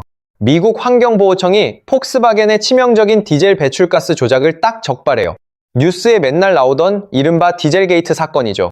폭스바겐은 매연 측정할 때만 아주 살짝 기준을 통과하도록 교묘하게 소프트웨어를 조작했거든요. 전 세계가 우리가 믿었던 독일차의 장인 정신은 다 새빨간 거짓말이었나 하면서 큰 충격에 빠졌고, 폭스바겐은 벌금으로만 30조 원을 넘게 토해냈어요. 사실 냉정하게 보면 이때가 독일이 번쩍 정신을 차릴 수 있었던 마지막 기회였어요. 아, 드디어 내연기관 시대가 저물어 가는구나. 우리도 이제 빨리 전열 가다듬고 전기차로 가야겠다. 충분히 이런 똑똑한 결심을 할 수 있었거든요. 근데 고집쟁이 독일은 끝내 그러지 않았어요. 도대체 왜 바보같이 그랬을까요? 이걸 이해하려면 당시 독일 자동차 핵심 임원들이 어떤 사람들이었는지 정확히 알아야 해요. 이 사람들은 진짜 자기 평생을 오직 엔진 하나만 파고 살아온 사람들이에요. 아름다운 BMW의 직렬 6기통 엔진, 가슴 웅장해지는 벤츠의 V8 엔진, 납작한 포르쉐의 수평대양 엔진. 이 엔진들 소리에 엄청난 프라이드와 자부심을 가진 세대거든요. 그래서 그들 마음속에는 부릉거리는 엔진 없는 차는 진짜 차가 아니다라는 종교에 가까운 강한 믿음이 있었어요. 그래서 미래가 보이는데도 전기차에 본격적으로 투자를 전혀 하지 않았어요. 전기차는 아직 한참 시기상조다. 우리는 그냥 지금 있는 디젤을 더 완벽하고 깨끗하게 만들면 된다. 놀랍게도 이게 당시 잘 나가던 독일 빅3의 굳건한 입장이었죠. 근데 같은 시각, 바다 건너 중국에서는 완전히 정반대의 엄청난 일이 벌어지고 있었어요. 중국 정부가 신에너지차, 그러니까 전기차랑 하이브리드의 국가 예산으로 어마어마한 보조금을 막 쏟아붓기 시작한 거예요. 국민들이 전기차 한 대 사면 정부가 수천만 원을 그냥 얹어줬거든요. 이 타이밍에 동시에 BYD라는 현지 회사가 정부 돈 받으면서 본격적으로 전기차 사업을 확 키웁니다. BYD가 도대체 과거에 어떤 회사인 줄 아세요? 1995년에 낡은 건물에서 휴대폰 배터리나 만들던 아주 작은 회사로 시작한 곳이에요. 근데 이 작은 회사가 투자의 귀재 워런 버핏의 투자를 딱 받으면서 전기차로 사업 영역을 완전히 넓힌 거죠. 꽉 막힌 독일이 엔진의 영원 타령이나 여유롭게 하는 사이에 중국은 전기차의 핵심인 배터리 기술을 밑바닥부터 차곡차곡 쌓고 있었어요. 두 나라의 그 엇갈린 시간차가 무려 10년이에요. 기술 시장에서 10년이면 굳건했던 글로벌 산업 패권이 완전히 뒤집히기에 너무나도 충분한 시간이거든요. 이렇게 날씨 좋은 날, 그러니까 매년 중국에서 수백만 대씩 차가 미친 듯이 팔리던 그 달콤한 황금기에 독일 빅3는 다시 한번 욕심이라는 이름의 열차에 덥석 몸을 싣게 됩니다. 그 열차의 종착역이 청길 절벽인 줄도 전혀 모르고요. 그 파멸을 부른 열차의 진짜 이름은 바로 원가 절감이었어요. 뒤늦게라도 거대한 전기차 시대가 턱 밑까지 다가오는 게 뻔히 보이긴 하니까 독일도 마지못해 꾸역꾸역 전기차를 만들기 시작했어요. 벤츠는 EQ 시리즈라는 새로운 라인업을 내놨고 BMW는 I 시리즈, 폭스바겐은 서둘러 ID 시리즈를 만들었죠. 근데 여기서 아주 치명적인 문제가 하나 딱 있었어요. 전기차의 심장인 배터리를 자체 기술로 똑바로 만들 능력이 아예 없었던 거예요. 그러면 도대체 배터리를 어디서 사와야 해요? 답은 아주 뻔하죠. 한국 아니면 중국이죠. 바로 이때 독일 수뇌부의 뼈아픈 선택이 또 한 번 그들의 운명을 완전히 바꿔놓습니다. 한국산 배터리는 솔직히 가격이 좀 비싸. 어차피 겉보기엔 비슷한데 중국산이 무려 30에서 40%나 더 싸잖아? 배터리는 어차피 차 안쪽에 꽁꽁 숨어 들어가는 거니까 둔감한 소비자는 아마 모를 거야. 네, 진짜로 이런 말도 안 되는 아찔한 결정을 내린 거예요. 그래서 벤츠가 야심차게 런칭한 EQ이라는 고급 모델에 중국 파라시스라는 듣보잡 회사의 배터리를 그냥 쓱 깔았어요. 질세라 BMW도 원가 아끼겠다고 중국식 ATL 의존도를 확 높였고요. 돌이켜보면 이게 진짜 회사의 명운을 가른 결정적인 자충수였어요. 도대체 왜냐고요? 그들의 두 번째 운명의 갈림길이 바로 우리 한국 땅에서 제대로 터졌거든요. 2024년 8월 1일 고요한 새벽, 인천 청라국제도시의 한 평범한 아파트 지하주차장. 얌전히 주차되어 있던 벤츠 EQ2350 한 대에서 갑자기 시커먼 연기가 맹렬하게 솟구치기 시작합니다. 곧이어 시뻘건 화염이 차량을 통째로 집어삼키고 그 큰 지하주차장 전체로 무섭게 불이 번졌어요. 그 불길에 주변 차량 87대가 완전히 전소되거나 심각하게 손상됐고 위층 아파트 주민 1,500여 명이 한밤중에 혼비백산 대피했어요. 심지어 일부 주민은 독한 연기 흡입으로 급하게 병원에 실려갔고요. 처음 당일에는 그냥 흔한 전기차 화재 사고 정도로 가볍게 알려졌어요. 근데 정밀 조사가 계속 진행되면서 진짜 충격적인 진실들이 하나둘 밖으로 드러나기 시작합니다. 불탄이 비싼 차에 들어간 핵심 배터리가 바로 문제의 중국 파라시스 제품이었고요. 훨씬 더 충격적인 건 천하의 벤츠가 이 배터리에 화재 위험이 있다는 걸 사전에 이미 뻔히 알고 있었다는 거예요. 심지어 글로벌 시장에서 이 문제로 리콜까지 실제로 진행됐던 위험한 배터리거든요. 그런데 한국 소비자들한테는 얄밉게 그 사실을 철저히 숨기고 버젓이 팔았어요. 한국공정거래위원회가 이 괘씸한 짓을 딱 적발해서 벤츠한테 과징금 112억 원을 무겁게 때렸어요. 이게 그냥 흔한 과징금 사건이 아니라 순식간에 글로벌 뉴스를 빵빵 강타한 엄청난 사건이 됐죠. 비싼 프리미엄 독일차의 진짜 속살이 알고 보니 헐값의 중국산 저가 배터리라는 치부가 만천하에 다 드러난 거예요. 분노한 차주들은 곧바로 대규모 집단 소송에 들어갔고 그 비싼 벤츠 EQ 시리즈의 중고차 가격이 하루아침에 반토막으로 폭락했어요. 그리고 이 엄청난 사건은요, 그냥 한국이라는 나라 안에서만 조용히 안 끝났어요. 깜짝 놀란 유럽 소비자들도 내 차에 들어간 배터리가 도대체 어디 거지 하면서 매장에다 불안하게 막 물어보기 시작했거든요. 싸구려 중국산 배터리에 대한 깊은 불신이 전 세계적으로 아주 글로벌하게 쫙 퍼진 거예요. 게다가 엎친 데 덮친 격으로 같은 시기에 생명줄이던 중국 현지 시장 자체가 와르르 무너지기 시작했어요. 시진핑 정부가 딱 들어서면서부터 자국 제품 우대하는 애국 소비 분위기가 엄청 강해졌거든요. 이제 중국 젊은 세대는 더 이상 비싼 돈 주고 벤츠나 BMW를 우러러보며 동경하지 않아요. 오히려 나는 우리 BYD 탄다, 힙하게 니오 탄다, 이렇게 말하는 게 완전 자랑이 되는 분위기가 딱 정착된 거예요. S&P 글로벌 모빌리티 자료를 딱 보면요. 2021년부터 2025년 사이에 콧대 높던 독일차의 중국 판매량이 무려 약 25%나 무섭게 급감했어요. 그래서 결국 이 이야기의 끝이 어떻게 되냐. 2025년 12월에 폭스바겐이 88년 만에 굴욕적으로 처음 독일 본토 공장 문을 영원히 닫는 거죠. 그리고 2026년 4월 다급해진 벤츠 회장이 한국행 비행기에 몸을 싣고 날아와서 30조 원짜리 거대 계약서에 도장을 찍는 거예요. 여러분, 이건 절대 하루아침에 한 방에 일어난 마법 같은 일이 아니에요.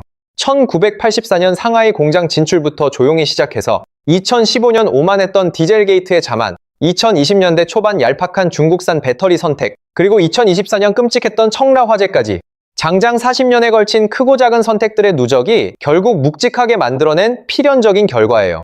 그래서 바로 지금 거대한 독일 자동차 제국이 한국 앞에 쓸쓸히 무릎을 꿇은 겁니다. 자, 여기서 우리 흥분 가라앉히고 생각해 볼 게 있어요. 그럼 전 세계의 모든 자동차 회사가 다 독일처럼 이렇게 망했을까요? 당연히 아닙니다. 이 혼란스러운 와중에도 아주 멀쩡하게 돈 잘 버는 회사들이 있었거든요. 잠깐 고개 돌려서 바다 건너 일본 도요타의 경우를 한번 싹 살펴볼게요.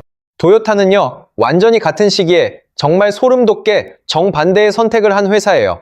도요타도 당연히 돈 벌려고 중국 시장에 뛰어들어가긴 했어요. 근데 얘네는 독하게 그 시장 의존도를 절대 함부로 키우지 않았어요. 철저하게 전체 매출의 20% 안쪽으로만 깐깐하게 선 긋고 유지했죠. 그리고 전기차 전환에 있어서도 도요타는 세계 자동차 업계에서 완전 느림보 취급을 받았어요.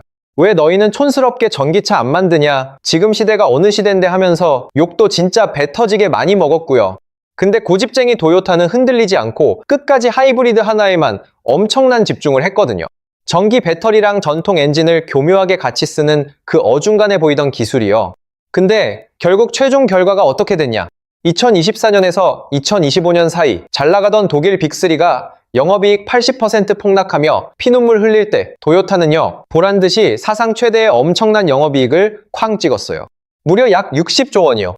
동화 속 느린 거북이가 자만하던 토끼를 진짜 현실에서 이겨버린 거예요.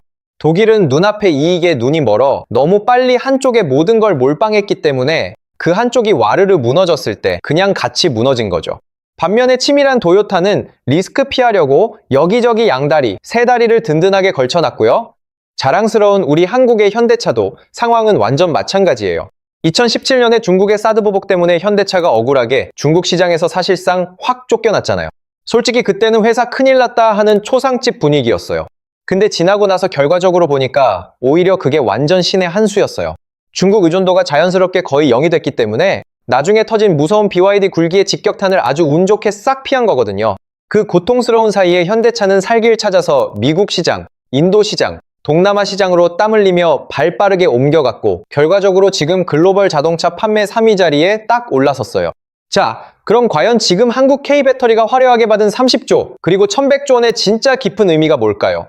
시장에서는 두 가지의 아주 강력한 메커니즘이 확실하게 작동하고 있어요. 첫 번째 핵심은 바로 신뢰의 거대한 격차예요. 솔직히 까놓고 말해서 중국산 배터리는 한국산보다 무려 30에서 40%나 훨씬 쌉니다.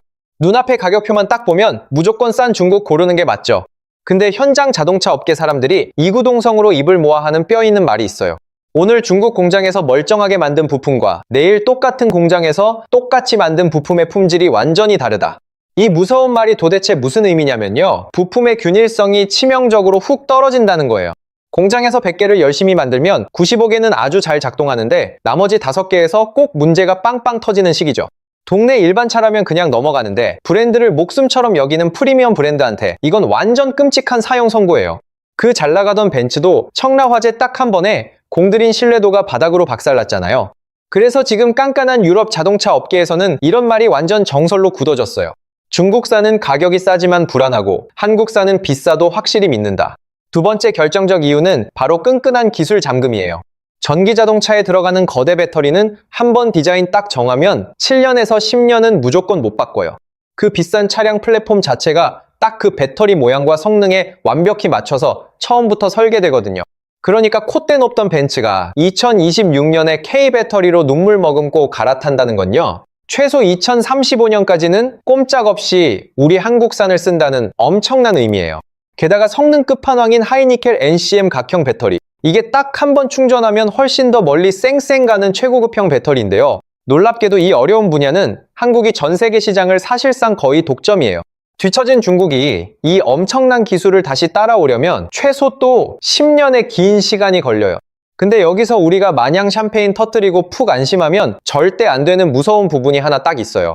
궁지에 몰린 독일이 당장은 아쉬워서 K배터리를 쓰고 있지만 뒤에서는 은밀하게 자기들 자체 배터리 공장도 열심히 막 짓고 있거든요. 이건 우리가 지금은 굽히지만 한국에 영원히 의존하지는 않겠다라는 아주 분명한 경고 신호예요. 다급해진 폭스바겐은 천문학적 돈 들여 파워코라는 자체 배터리 회사를 서둘러 만들었고요. 벤츠도 질세라 ACC라는 글로벌 배터리 합작사에 거액을 투자하고 있어요. 그리고 가격 무기로 내세운 중국의 CATL, BYD가 LFP라는 완전히 다른 저렴한 종류의 배터리로 턱 밑까지 우리 한국을 맹렬하게 추격하고 있고요. 그러니까 앞으로 우리 한국이 자랑스러운 1등 자리를 계속 유지하려면 지금 이 엄청난 30조 계약 하나 받았다고 배부르게 자만할 시간이 1초도 없는 거예요. 잘 나가던 도요타나 망해가는 독일이 뼈저리게 보여줬듯이 현실에 안주하는 그 순간 그걸로 진짜 끝이거든요. 자, 오늘 길게 나눈 이야기를 아주 깔끔하게 딱 한 줄로 정리하면 이래요. 콧대 높던 독일 빅3가 다급하게 한국에 살려달라 SOS를 친 건 철저한 계산이 깔린 선택이 전혀 아니었어요.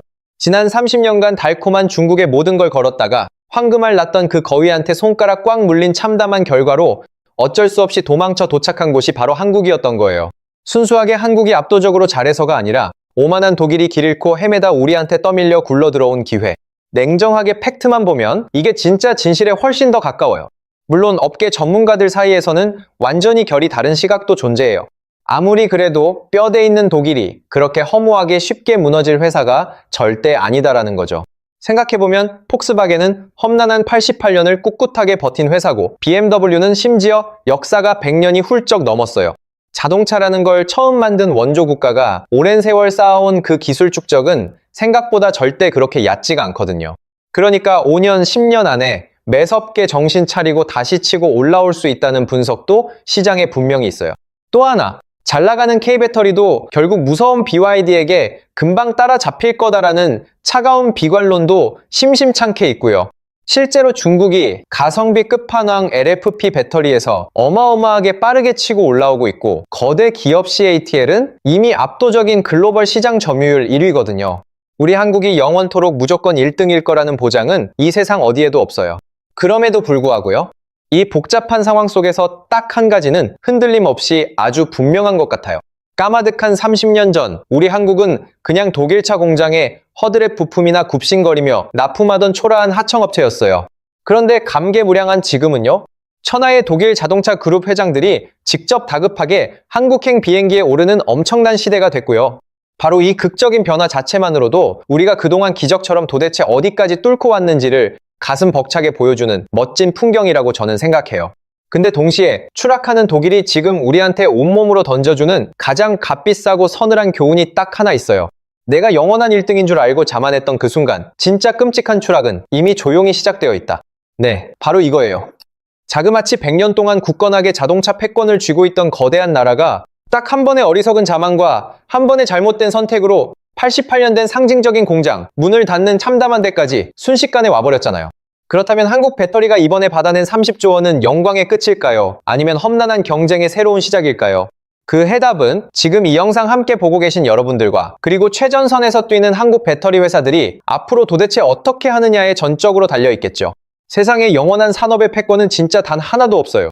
어제 화려했던 1등이 오늘은 초라한 손님이 되고 오늘 승리의 축배를 들던 승자가 내일은 잊혀진 패자가 되는 냉혹한 거. 그게 바로 비정한 글로벌 산업의 진짜 쌩얼이거든요. 영상 보시는 여러분들은 이 거대한 흐름이 과연 우리 한국에 얼마나 길게 갈 거라고 냉정하게 보시나요? 자랑스러운 한국 K배터리가 험난한 5년 뒤에도 여전히 굳건한 1등일 거라고 긍정적으로 생각하시는지 아니면 결국 무서운 중국한테 아쉽게 따라잡힐 거라고 보시는지 여러분의 날카로운 의견 꼭 생생하게 댓글로 남겨주세요. 긴 시간 끝까지 흥미롭게 시청해주신 분들 계시다면 잊지 마시고 좋아요 한 번씩 꼭꼭 눌러주시고요. 아직 구독 안 하신 분들은 채널 구독과 알림 설정까지 야무지게 해주시면 다음 영상 더 알차게 만드는데 진짜 큰 힘이 됩니다. 자, 제가 준비한 오늘 영상은 여기까지고요. 다음 영상에서 더 재밌는 이야기로 또 만나요. 자, 여러분들 독일차 하면 어떤 이미지가 떠오르세요? 한번 떠올려 볼까요? 벤츠의 그 삼각별 엠블럼, BMW의 그릴, 폭스바겐 아우디의 단단한 차체, 그리고 아우토반을 시속 200km로 질주하는 그 묵직한 엔진음, 아마 딱 요 정도가 아닐까 싶은데요. 사실 독일차라는 단어 자체가 거의 품질의 동의어처럼 쓰여왔잖아요. 우리 아버지 세대가 평생에 한번 타보는 게 꿈이었던 그 차들 말이에요. 근데요, 이 잘나가던 독일차 빅3가 지금 한국에 무릎을 꿇었다고 하면 믿으시겠어요? 불과 30년 전만 해도 한국은 독일차한테 그냥 부품이나 납품하는 하청업체였어요. 그런데 지금은 상황이 어떻게 됐을까요? 독일 빅3 회장들이 한 명씩 인천공항에 내려서 서울로 바로 직행하는 시대가 됐어요. 벤츠 최고 경영자 올라 칼레니우스가 직접 비행기에 올랐다는 이야기가 파다하거든요. 심지어 업계에서는 이런 말까지 막 나옵니다. 한국 부품사 없으면 BMW의 미래도 아예 없다. BMW 회장이 사석에서 직접 한 말이라는데 30년 전이면 누가 이걸 믿었겠어요? 그때만 해도 한국 차는 해외에서 싸구려의 대명사였잖아요. 오늘은 독일 자동차 제국이 도대체 왜 중국을 손절하고 한국에 매달릴 수밖에 없었는지 그 이야기를 아주 쉽고 재미있게 풀어드리겠습니다. 자, 그럼 본격적으로 이야기 들어가 볼게요. 시간을 거슬러 2025년 12월에 독일 동부 드레스덴이라는 도시가 있어요. 폭스바겐의 핵심 공장이 있는 동네인데요. 이 공장이 어떤 공장이냐면 폭스바겐이 1937년 창립된 이래로 한 번도 문을 닫은 적이 없는 곳이에요. 2차 세계대전 때 폭격을 맞고도 꿋꿋하게 다시 일어섰고 동독 시절을 지나 통일 독일을 거쳐도 살아남았던 공장이에요. 근데 바로 이 공장이 2025년 12월 16일에 역사상 처음으로 문을 닫았습니다. 그날 라인 마지막 근무를 선 한 노동자가 있어요. 무려 30년 근속이에요. 1990년대 초반에 딱 입사해서 자식 셋을 폭스바겐 월급으로 알차게 키운 사람이거든요. 폭스바겐은 1994년부터 노조랑 고용보장협약이라는 걸 아주 단단하게 맺고 있었어요. 어떤 일이 있어도 독일 안에서 노동자를 자르지 않겠다는 철석 같은 약속이었죠. 근데 그게 딱 30년 만에 허무하게 깨졌어요. 회사 역사상 처음으로요. 이 공장 노동자들이 마지막 날 라인 옆에 다 같이 서서 사진을 찍었다고 해요. 누군가는 펑펑 울었고 누군가는 그냥 멍하니 컨베이어 벨트만 바라봤다고 하죠. 왜냐면 폭스바겐의 영업이익이 1년 만에 80% 가까이 훅 증발했거든요. 매출은 2023년 1532억 유로에서 2025년 1322억 유로로 확 빠졌고요. 한국 돈으로 무려 약 30조 원이 한순간에 사라진 거예요. 회사가 재정적으로 더는 버틸 수가 없었던 거죠. 같은 시기에 라이벌 BMW도 뼈아프게 비명을 질렀어요. 메르세데스 벤츠도 상황은 마찬가지고요. 독일 자동차 산업 전체 매출이 3년 만에 약 14% 빠졌고 영업이익은 그야말로 반이반 토막이 났어요. 독일에서 자동차 산업이라는 게 도대체 어떤 의미인 줄 아세요? 국가 GDP의 약 5%, 제조업 일자리의 거의 4분의 1이 오직 자동차에 걸려 있어요. 한마디로 자동차가 흔들리면 독일이라는 국가 자체가 흔들리는 거예요. 자, 88년 만에 공장이 문을 닫고 청춘 바쳐 30년 일한 사람이 짐을 싸는 풍경. 진짜 엄청나죠? 그러면 과연 같은 시각 우리 한국은 어떨까요? 자, 이제 시선을 충청남도 천안으로 싹 옮겨볼게요. 바로 삼성 SDI 천안 공장이에요. 2026년 봄 이 공장은요. 밤낮으로 야간 잔업이 끊기지 않습니다. 밤 12시 넘어서도 주차장이 꽉 가득 차 있어요. 충북 청주에 있는 LG에너지솔루션 오창 공장도 분위기 똑같아요. 새벽 6시면 출근하는 차량이 꼬리를 물고 도로를 메우고요. 심지어 인근 도시부동산 가격까지 덩달아 막 들썩이고 있대요. 도대체 왜냐고요? 돈 잘 버는 배터리 회사 직원들이 우르르 들어오면서 도시 자체가 확 살아나거든요. 벤츠 30조 원, BMW 누적 6조 원대, 폭스바겐 그룹까지 다 합치면 K배터리 3사가 받아준 누적 수주가 1100조 원이 훌쩍 넘어요. 이 숫자가 현실에서 무슨 뜻이냐면요. 앞으로 최소 10년 동안 한국 배터리 공장은 일감 없어서 걱정할 일은 안 해도 된다는 거예요. 천안 삼성 SDI에서 일하는 어떤 듬직한 가장은요. 사실 작년까지만 해도 둘째 아이 학원비 걱정을 막 했었대요. 근데 지금은 어떨까요? 쏠쏠한 잔업수당으로 그 학원비가 그냥 시원하게 해결이 됩니다. 기분 좋게 주말마다 가족끼리 외식도 하고요. 같은 시각, 독일 볼프스부르크의 한 가장은 폭스바겐에서 청천벽력 같은 권고사직 통보를 받습니다. 무려 30년이나 몸 바쳐 다닌 회사예요. 게다가 독일 배터리의 마지막 희망이라던 노스볼트라는 회사도 2024년에 결국 파산했고요. 독일 안에서 직접 만들겠다던 자체 배터리 공장은 줄줄이 다 좌초됐어요. 반면 우리 한국 배터리 회사들은 미국 조지아, 헝가리 부다페스트, 폴란드 브로츠와프의 거대한 공장을 쫙쫙 깔고 있어요. 자, 여기서 진짜 충격적인 이야기가 하나 더 있어요. 메르세데스 벤츠라는 회사, 완전 독일 명품차의 콧대 높은 상징이잖아요. 근데 이 회사의 최대 주주가 지금 누구인 줄 아세요? 놀랍게도 중국 기업 딱 두 곳입니다. 중국 베이징 자동차가 지분 약 9.98%, 또 다른 중국 회사 지리그룹이 약 9.69%를 쥐고 있어요. 이 두 개 합치면 거의 20%예요. 원래 주인이었던 독일 정부 지분도, 독일 가문 지분도 이거보다 훨씬 작아요. 우리가 알던 독일차의 정체성마저 근본부터 확 흔들린 거죠. 그리고 무엇보다 전기차의 심장, 그러니까 배터리가 더는 독일 땅에서 만들어지지 않아요. 자랑스럽게도 우리 한국에서 만들어집니다. 천안에서, 청주에서, 그리고 울산에서요. 옛날 영화 매트릭스를 보면 모피어스가 주인공 네오한테 딱 그러잖아요. 네가 지금 보는 세상은 진짜가 아니야 라고요. 우리가 평소 독일차라고 부르며 동경하던 그 고급차의 진짜 심장은 지금 한국 사람들이 열심히 만들고 있어요. 껍데기 무늬만 독일차고 진짜 속살은 한국차인 거예요. 자, 여기서 당연히 우리 머리에 떠오르는 날카로운 질문이 하나 있죠. 아니, 천하의 독일이 도대체 왜 이 지경이 됐지? 아무리 한국이 요즘 잘해도 폭스바겐이 88년 된 핵심 공장을 닫을 정도면 내부적으로 뭔가 다른 일이 있었던 거잖아요. 이런 거대한 산업 역전이 발생하는 과정은 솔직히 나라마다 조금씩 다를 거예요. 그러면 독일 자동차 빅3는 도대체 어떤 길을 걸어서 지금 여기까지 오게 된 걸까요? 자, 이제 시간을 1984년으로 훌쩍 돌려볼게요. 그해 가을, 폭스바겐이 독일 회사 최초로 중국 상하이에 거대한 합작 공장을 딱 세웁니다. 그 공장의 이름은 상하이 폭스바겐이었죠. 깐깐한 중국 정부랑 지분을 50대 50으로 나누고 손을 잡은 거예요. 과연 그때 중국이 어떤 수준의 나라였느냐? 말 그대로 자전거의 나라였어요. 베이징 시내 출근길은 쌩쌩 달리는 자동차가 아니라 끝없는 자전거 행렬이 도로를 메웠고요. 폭스바겐 산타나라는 모델 딱 한 대를 사려면 베이징 변두리 작은 아파트 한 채 값을 통째로 내야 했어요. 그것도 돈만 내는 게 아니라 아주 길게 줄을 서서요. 그러니까 보통 사람은 평생 숨만 쉬고 돈 모아도 못 사는 차였죠. 근데 폭스바겐 입장에서는요, 중국이 그냥 끝없이 황금알을 낳는 거위였어요. 일단 공장에서 만들기만 하면 미친 듯이 팔려나가는 시장이었거든요. 이렇게 돈 긁어모으는 걸 본 BMW가 가만히 보고만 있겠어요?